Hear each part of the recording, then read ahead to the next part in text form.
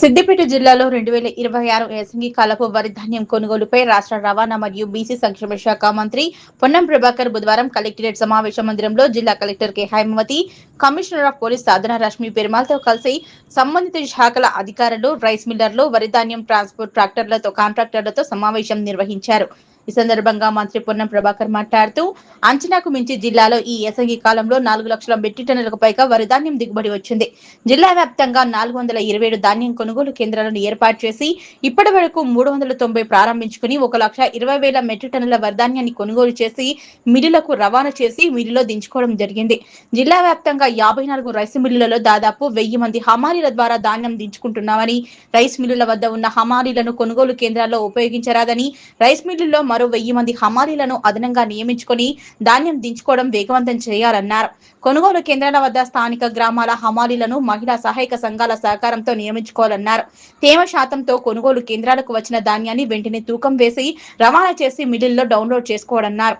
ధాన్యం రవాణాకు వాహనాల ఇబ్బంది కలగకుండా కమిషనర్ ఆఫ్ పోలీస్ ఆధ్వర్యంలో పోలీస్, ట్రాన్స్పోర్ట్, రెవెన్యూ శాఖల వాహనాలను ఏర్పాటు చేయాలన్నారు. వాహన సమస్యతో ఏ ఒక్క కొనుగోలు కేంద్రాల్లో కూడా ధాన్యం నిల్వ ఉండరాదని, ధాన్యం సేకరణ వేగవంతం చేయడానికి మండల స్థాయి పంచాయతీ కార్యదర్శి, గ్రామ పాలనా అధికారి, కొనుగోలు కేంద్రం ఇన్ఛార్జీలు సమన్వయం చేయాలన్నారు. మండల స్థాయిలో తహసీల్దార్, MPDO, MPO, SI, IKP, APM, PACS, సీఈఓలు ప్రతిరోజు సమావేశం ఏర్పాటు చేసుకుని సమన్వయం చేయాలని, ఆర్డీఓలు ఓవరాల్ పర్యవేక్షణ చేయాలన్నారు. డివిజన్ స్థాయిలో ఆర్డీఓలు, ఏసీపీలు సమన్వయం చేయాలన్నారు. జిల్లా స్థాయిలో PD, DRDA, TPO, cooperative, labour officer, marketing ఏడీలు సమన్వయం చేయాలన్నారు. రాష్ట్ర ముఖ్యమంత్రి ప్రతిరోజు వరిధాన్యం కొనుగోలుపై పర్యవేక్షిస్తున్నారు కాబట్టి జిల్లాలో ప్రతిరోజు 20,000 మెట్రిక్ టన్నుల ధాన్యం కొనుగోలు చేసి మిల్లుల్లో దించుకుంటే 10 రోజుల్లో జిల్లాలో ధాన్యం కొనుగోలు ప్రక్రియ దాదాపు పూర్తవుతుందని, ఈ దిశగా మిల్లర్లు, అధికారులు, వాహన ట్రాన్స్పోర్ట్ కాంట్రాక్టర్లు, ధాన్యం కొనుగోలు కేంద్రాల నిర్వాహకులు సమన్వయంతో పనిచేయాలన్నారు.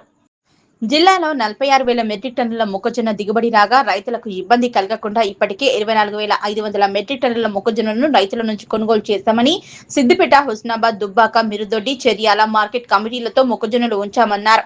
ఈ కార్యక్రమంలో సిద్దిపేట, గజ్వేల్, హుస్నాబాద్ ఆర్డీఓలు సదానందం, చంద్రకళ, రామూర్తిలు, జిల్లా పౌర సరఫరాల అధికారి తనూజ, జిల్లా పౌర సరఫరాల మేనేజింగ్ గోపీకృష్ణ, డిఆర్డీఓ జయదేవ్ ఆర్య, జిల్లా రవాణా శాఖ అధికారి లక్ష్మణ్, జిల్లా సహకార అధికారి వరలక్ష్మి, జిల్లా మార్కెటింగ్ అధికారి నాగరాజు, జిల్లా వ్యవసాయ అధికారి స్వరూపారాణి, జిల్లా కార్మిక శాఖ అధికారి శ్రీనివాసరావు, జిల్లా తూనికల మరియు కొలతల అధికారి శివరంజని, ఇతర అధికారులు, రైస్ మిల్లర్లు, వరిధాన్యం ట్రాన్స్పోర్ట్ కాంట్రాక్టర్లు తదితరులు పాల్గొన్నారు.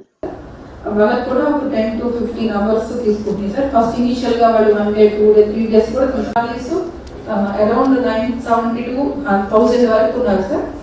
సో ఈ ట్రాన్స్పోర్టేషన్ కొంచెం చేస్తారు.